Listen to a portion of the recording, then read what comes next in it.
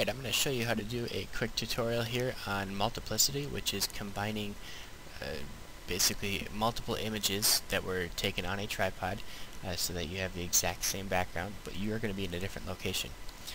There's really two important factors to consider when taking these shots, and the first is make sure your camera is either on a tripod or a table and it doesn't move. You're going to want to either use a timer or a trigger release to do this, and then you're also going to want to make sure the lighting stays constant, or else it's going to be kind of difficult to edit and it's going to look awkward if the lighting is not the same throughout.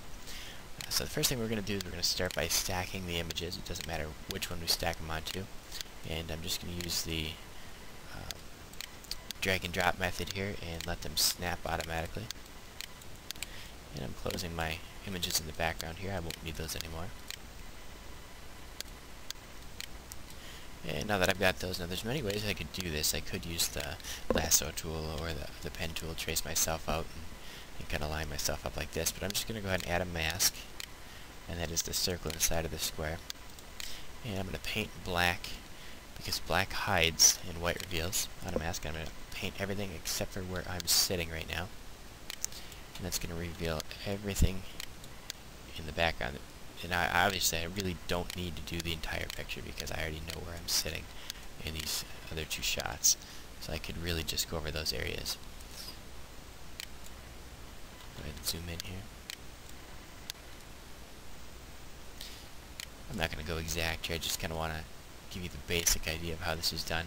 Obviously you'd really want to zoom in and get a small brush and get real close if you're doing this, but just for demonstration purposes I'm going to do this kind of sloppy.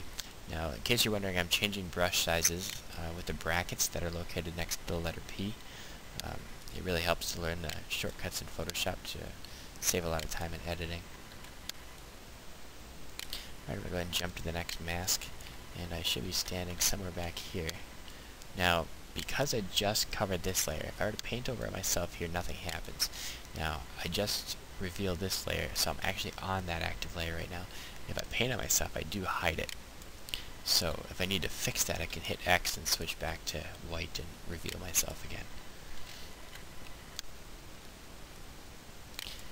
So I'm actually not painting on a layer at all. I'm painting on the mask, and I'm not revealing what's on this layer. I'm revealing what's currently on the background layer. It's always the layer below that you reveal.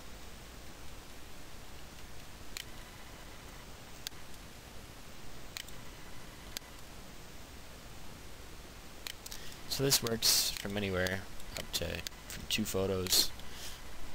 You could even throw in 100 of yourselves if you wanted to, but obviously there's a lot more time involved in the editing process if you're going to go ahead and do that.